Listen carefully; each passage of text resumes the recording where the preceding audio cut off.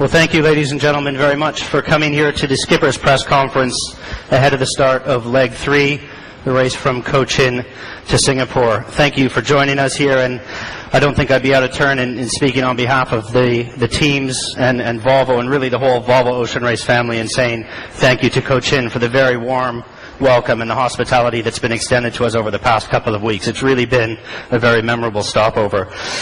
Unfortunately, though, the relentless nature of the race means that we need to leave. We're less than 24 hours away from the restart for leg 3, and the boats are scheduled to finish off of Singapore in about 8 days' time, 8 or 9 days' time, just in time for Christmas. At just under 2,000 nautical miles, this is the shortest leg by far to this point in the race, and it also marks the first time that the fleet will be sailing an entire leg, more or less, along a west to east axis, staying within the same climate zone. Again, the leg features many hazards along the route, maybe some unlike the traditional ones encountered in the Volvo Ocean Race. There's fishing fleets, small wooden boats, the threat of piracy, and of course the busy shipping lanes on the final approach into Singapore. In general, this leg should feature more light wind sailing and more upwind work than the previous legs, and that could see a shake-up in the standings.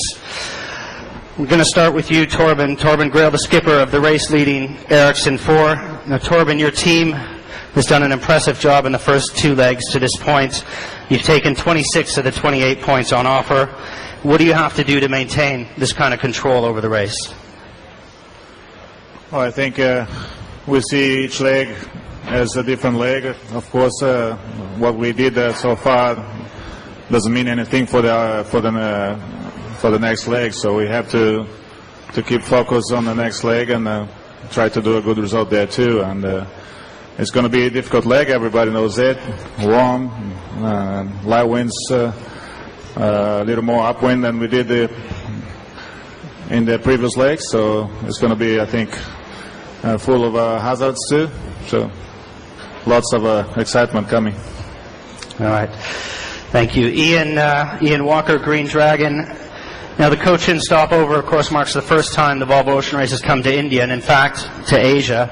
Your boat is sort of a split personality between the Irish and the Chinese. Can you talk a little bit about your assessment of the stopover in Cochin in India and the new route that's been taken by the race that, of course, will go to China shortly after Christmas?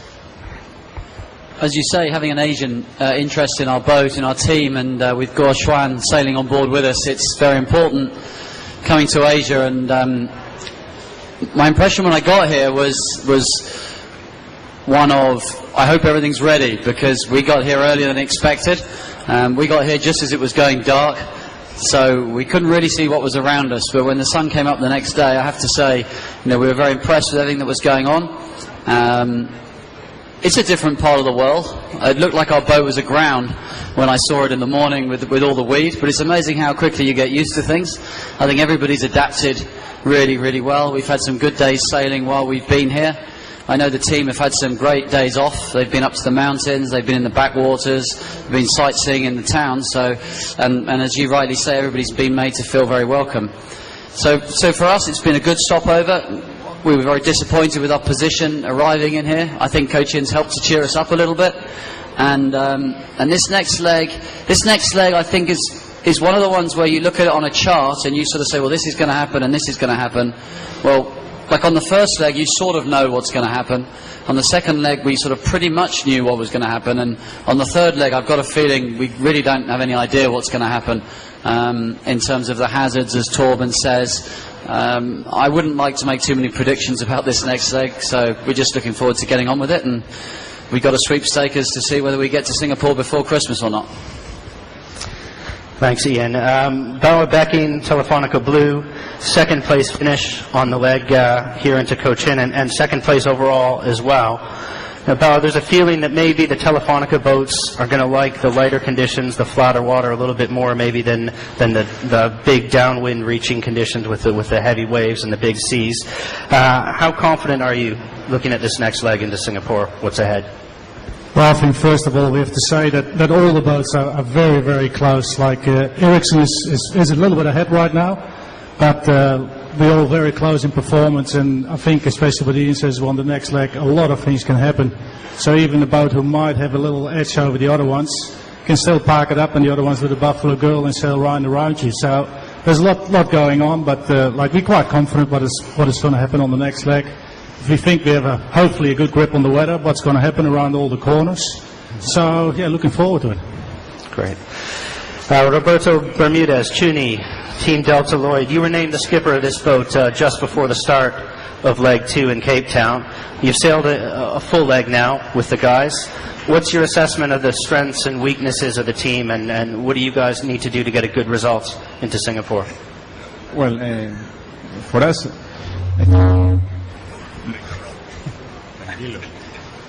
we have, everybody know, we have the last thing arrived to this competition.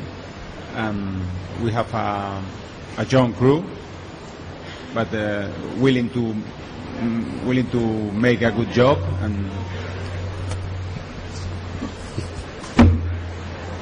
this is better. And for us, it's the same. It's try to as much as possible learn the boat and how sail fast. Hay que ponerlo cerca de la boca. Go closer. Sí, ahora soy yo. Roberto, just try and hold it a little closer, yeah.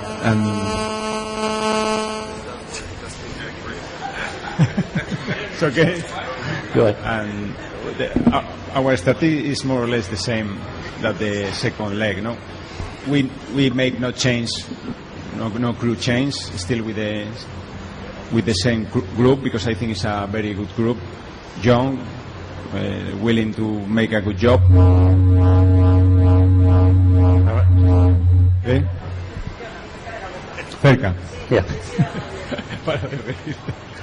And well, that's it. I think the microphone.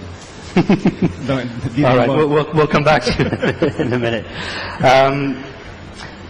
Ken Reed, Puma sits in third place on the leaderboard. You had a couple of difficult days on the last leg. You kind of limped in here with a little bit of damage. What's the state of the boat now? How's the Monster looking, and are you confident setting sail tomorrow? Yeah, we had a little rough time on this last leg, but it really wasn't an excuse. We were a bit disappointed with our finish coming in here, as Ian said they were. Boat's fine. Boat's 100%. We have a great shore team, great engineering team, great design team who took it on right away, and we have no excuses. Boat is 100%. We're ready to go, and we're, like everybody else, looking forward to get out there and have back at it. All right. Team Russia, Andreas Hanekamp, you guys had a strong fourth place finish at the scoring gate on the last leg, but then you kind of got caught in the nightmare of the doldrums. How can you apply lessons learned there to this next leg, because you're going back into the same region again? I